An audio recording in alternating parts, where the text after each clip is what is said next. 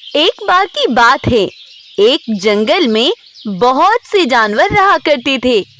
उनके जंगल का राजा था एक ड्रैगन। ड्रैगन बहुत ज्यादा ताकतवर और खतरनाक था। इसीलिए जानवरों ने ड्रैगन को ही जंगल का राजा बनाया था। उसी जंगल में एक बाघ भी रहता था। वो जंगल के राजा ड्रैगन से बहुत चिढ़ता था, क्योंकि बाघ जंगल का राजा बनना चाहता था। यह ड्रैगन जंगल का राजा बनकर बैठ गया, लेकिन मैं तो इसका मुकाबला भी नहीं कर सकता। फिर मैं जंगल का राजा कैसे बनूंगा?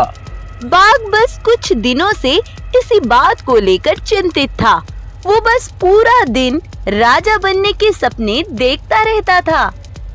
एक बार बाघ इसी बात को सोचते सोचते जंगल से बाहर एक गांव में पहुंच गया।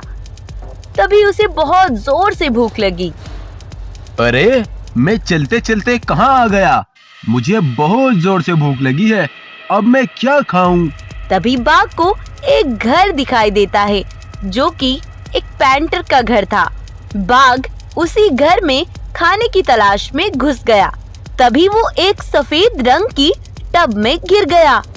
जैसे ही बाघ टब से बाहर निकला तो टब का सारा सफेद रंग बाघ के ऊपर चढ़ गया था, जिससे बाघ बिल्कुल सफेद और अजीब सा दिखने लगा था। अरे, ये क्या मुसीबत थी? भोजन ढूंढने चला था और एक टब में गिर गया। तब वहाँ से बाहर आकर बाघ खुद को देखता है तो वो खुद को सफेद रंग में पाता है। अपने शरीर को सफेद रंग में पाकर बाघ को एक तरकीब सूझती है। अरे, ये तो कमाल हो गया। अब तो मैं बिल्कुल अलग दिख रहा हूँ। जंगल में मुझे कोई नहीं पहचानेगा। मुझे इसका फायदा उठाना चाहिए। तब बाघ जल्दी से जंगल में पहुंचता है और जंगल के राजा ड्रैगन के पास जाता है और सभी जानवरों को बुलाता है। सफेद बाघ को देखकर ड्रैगन और सभी जानवर हैरान हो जाते हैं। तब बाघ बोलता है, सुनो दोस्तों, मुझे ऊपर वाले ने बहुत खूबसूरत बनाया है और खूबसूरती के साथ साथ बहुत सारी शक्तियां भी दी है। मैं कितनी भी ताकतवर चीज का सामना कर सकता हूँ। इसीलिए आज से इस जंगल का राजा मैं हूँ। मैं तुम्हें कभी कोई परेशानी नहीं आने दूंगा।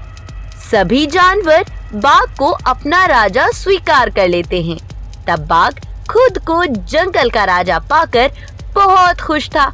तब वो सभी जानवरों से बोलता है, सुनो सभी मेरी बात को।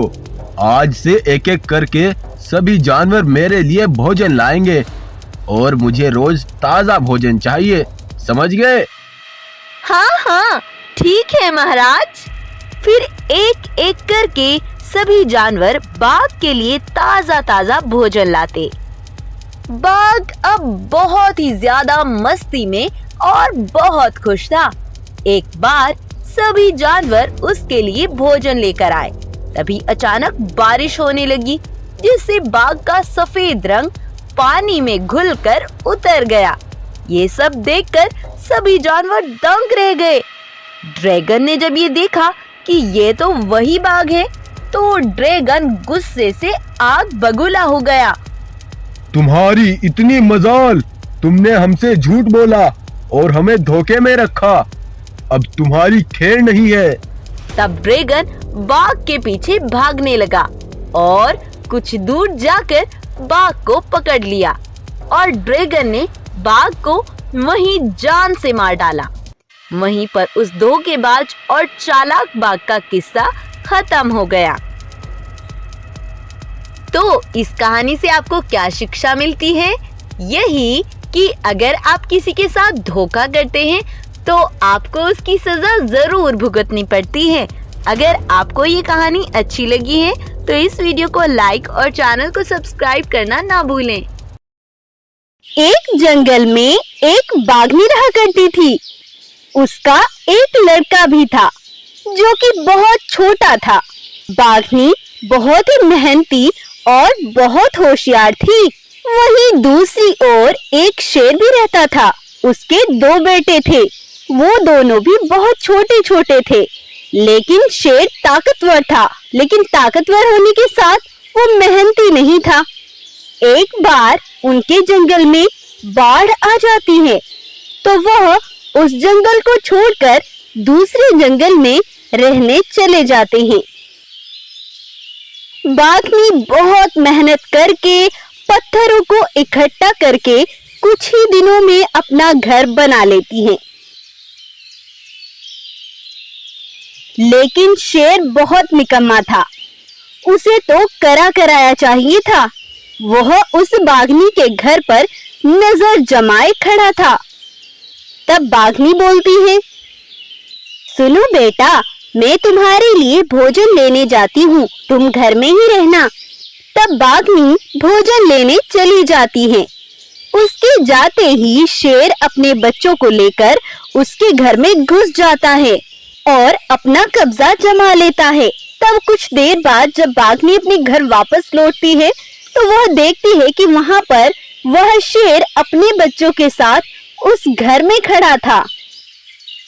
अरे शेर, तुम यहाँ मेरे घर में क्या कर रहे हो? तुम्हारा कौन सा घर? यहाँ तो मैं और मेरे बच्चे रहेंगे। ये तुम क्या बोल रहे हो? तुम मेरे घर पर कब्जा नहीं कर सकते, ये मैंने बहुत मेहनत से बनाया है। तुम ज्यादा बकबक मत करो, तुम्हें रहना है तो कहीं और जाकर रहो, यहाँ तो मैं और मेरे बच्चे ही रहेंगे। ज्यादा होशियारी दिखाई तो तुम्हें और तुम्हारे इस बच्चे को भी मार डालूंगा। उसकी ये बातें सुनकर डर के मारे बेचारी बाघनी घर के बाहर रहने लगती है। तब एक बार शेर और बाघनी भी भोजन की तलाश में निकलते हैं। शेर को भोजन नहीं मिलता तो कुछ देर बाद वो घर वापस लौट आता है। तब उसकी नजर बाघनी के बेटे पर पड़ती है और वो सोचता है, अरे ऐसा करता हूँ, मुझे आज कहीं भोजन भी नहीं मिला, क्यों ना इस बाघनी के बच्चे का ही शिकार कर लेता हूँ और फिर यहाँ से निकल जाता हूँ। तब शेर बाघनी के बच्चे पर हमला कर देता है और उसे खा जाता है। बाघनी के बेटे का शिकार करते देख दूर खड़ा भालू ये सब देख लेता है। उसको खाने के बाद शेर अपने बच्चों को लेकर वहां से निकल जाता है। तब कुछ देर बाद बाघनी अपने घर पहुंचती है। वह देखती है कि वहां पर उसका बेटा नहीं है। तब वो घर के अंदर जाकर देखती है तो वहां शेर और उसके बच्चे भी नहीं हैं। तब वो भालू बाघनी के पास आता है और कहता है, सुनो बाघनी, तुम्हारे बच्चे को उस शेर ने मार दिया और अपने बच्चों को लेकर यहाँ से चला गया। यह सुनकर बाघनी बहुत दुखी हो जाती है। नहीं, ये कैसे हो सकता है?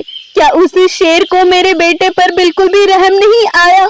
उस कमबख्त शेर ने मुझे अकेला कर दिया, वो मेरे बच्चे को खा गया। हाय, मैं मर गई। तब बाघनी उस शेर को ढूंढने जंगल निकल जाती है। कुछ देर में वो वहां पहुंच जाती है। वहां शेर तो नहीं होता, लेकिन उसके 2 बच्चे होते हैं। बाघनी उसके एक बच्चे को उठाकर अपने घर ले आती है। उधर शेर जब बच्चों के पास पहुंचता है तो देखता है कि वहां उसका एक बेटा नहीं था। ये देखकर वो घबरा जाता है और उसे ढूंढने निकल जाता है। तभी उसे गोरिल्ला दिखाई देता है।